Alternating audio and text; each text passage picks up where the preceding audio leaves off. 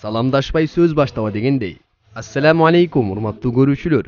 Сиздер менен Нур Медиа каналы жана илимий суроо жооп долбоору. Анда эмесе сиздер даяр болсоңуздар, биз баштайбыз. Биринчи суроо. Адам атабыз бейиштен жер бетине түшкөндө кайсы мамлекетке түшкөн? Бул суроонун жообун көптөн бери күтүп жаттыңыздар беле? Андай болсо, туура жооп Шри-Ланка мамлекети. Экинчи суроо. Кайсы аял затынын ысымы ыйык Куранда айтылган?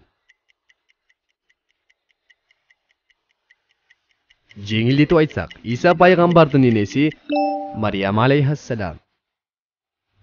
Үчүнчү суроо. Эң узун өмүр сүргөн пайгамбар.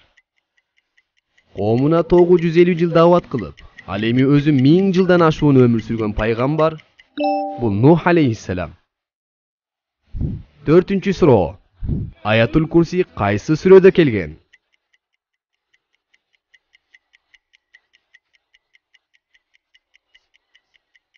Албетте бул Бакара сүрөсү.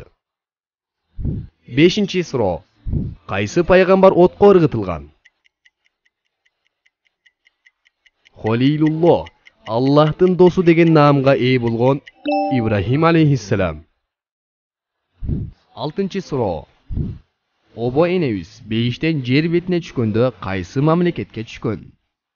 Бул суроо сиздер үчүн табышмак. Эгерде табышмактын жандырмагын тапкан болсоңуз, анда комментарий жазып коюңуз.